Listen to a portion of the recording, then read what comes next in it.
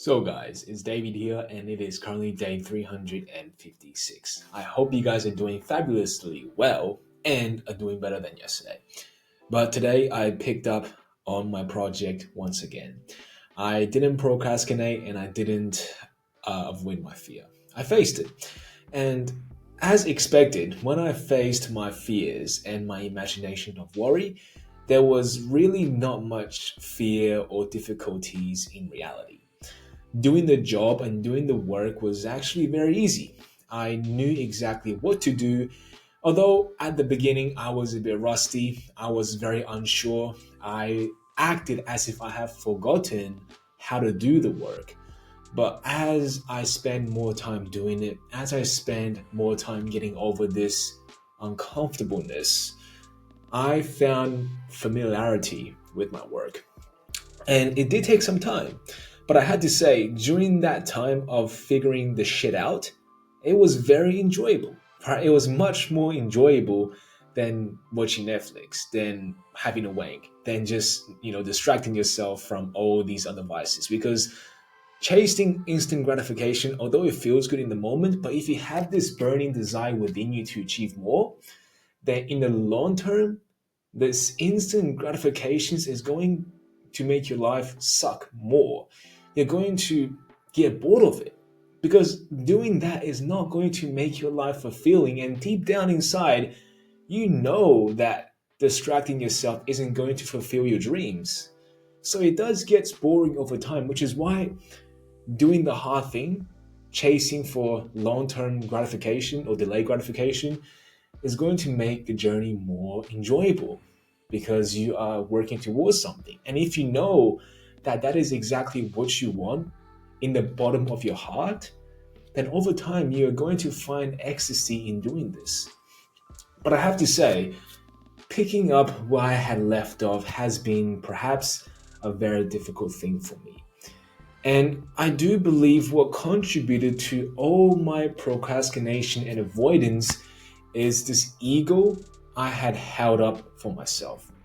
I expect so much from myself, and because I have this high standard that I expect myself to do the same amount of work and to produce the same amount of effort and output like how I used to be going back into my work, it really overburdened my perception of reality. Meaning that I can't expect myself to go back into working on my project exactly like how I had left it. To go back into this progression with all my skills and knowledge still intact. Because the truth is, I was distracted. So there has been a lot of things which I have forgotten. There has been a lot of things that I got rusty over. And the first 10 minutes was absolute, just like a reality check. Because quite frankly, I did not know exactly what I was doing. But over time, it got better. Because over time, by embracing yourself in that familiar environment, you unlock and re-trigger your neural pathways to those old memories that you used to use frequently. So I would say to overcome the fear of picking up something you had left off before, something you know you want to do, but you had just got lazy, I think the main lesson to take away from this is to realign your expectations of reality. Is to understand that if you had taken, let's say, 3 months away from the gym, perhaps due to injury, or perhaps you just decide to be a fat guy or fat fuck, excuse my language, and sit on the couch and avoid exercising, you can't expect yourself to go back to the gym and deadlift 200 kilos, right? Or 400 pounds, because that was the weight you used to deadlift. But you have to take into consideration that you have not lifted any weights for 3 months. You probably got fat. You probably got lazy. Your form is trash. So if you go back and do the same amount of weights you did previously because of your ego, because you can't let your old self go, because you expect yourself to be who you were before you left. The truth is, if you do that, you may lift it up, but the chances of you getting injured and the chances of you breaking your back and all the other severe consequences are going to be more highly of an outcome than lifting the original weight, because most likely you won't. You see, I held my ego to a standard which it scared me away from going back into work, because internally and honestly, I know that I had become rusty, that my mind is no longer as sharp and no longer fast thinking than before. So deep down inside, I know that I cannot produce the same amount of work if I go back into coding and go back into creating another project, because deep down inside, I know that be the truth. But for some reason, I put up this facade or facade that I am this person that still has the abilities and fast witted to do the things that I used to do. So letting go of this ego is perhaps the main thing to allow your fears and worry to diminish. Because most of your fear and worry is self created because of the expectation you set upon yourself.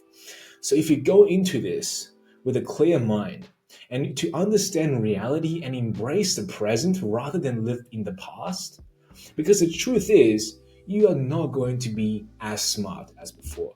You are not going to be as strong as before. You may be relaxed, but your mind has gotten slower. And you have to understand that you are no longer the person you were before.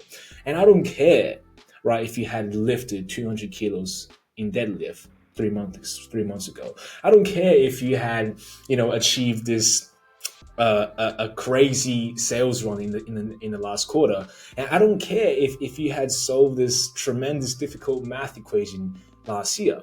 If you have not done anything, or if you had not stayed consistent in your profession or craft for a long time, you can't expect yourself to go back into what you are doing with the same abilities as your old self. Understand that you will be rusty. Understand that it is okay to forget. You may be weaker, you may be slower, you may be dumber. It doesn't matter, because guess what? Re-enlightening the spark and re-triggering your neural pathways will re-enlighten your memories, and it'll make you remember how to do what you do before much quicker, and you can develop upon that once you become comfortable doing the things you used to do. So I'm not saying in a way that you should set low expectations. All I am saying is you should understand that your present cannot be defined by your past. Because if you allow your past emotions to define how your present will go, then your future will be of your past. Meaning that most likely, if you hold on to ego, if you hold on to this stubbornness, or perhaps this a fear or expectation of how you used to be, then most likely that is going to create a lot of doubt, uncertainty, worry, and guilt. Emotions that is going to hold you back from using any creative energy to create something meaningful in the present moment. So this is what people mean you have to stay present. Is to understand that you cannot let your old emotions interfere with your present executions. And that really what is in front of you is nothing but a new experience. So it doesn't matter if you had embarked on that journey before, the present makes it different. But your future will be determined and predictable if you choose to judge yourself and view your circumstance based on your past version of yourself. So that is really all I gotta say for today. If you have something that you want to pick up based on knowing that that is something you want in life, perhaps you stopped doing it because you got complacent, or perhaps you were a bit unsure during the self-discovery journey. No matter the case, if you know that be the right thing to do, but for some reason you are held back by fear, worry, then understand the first thing you should do is to let go of your ego. Let go of all the prior judgments you have of yourself and go into this new journey with nothing but your present emotions. And that should be kindness, calmness, and clarity. Don't let any of your old negative emotions influence you and affect your execution, because the present is all that matters. And today, guys, I could not have done it if I hadn't been present myself. But I hope you guys have learned something from this. But if not, like always, I'll be here for you guys tomorrow. But until then, good night.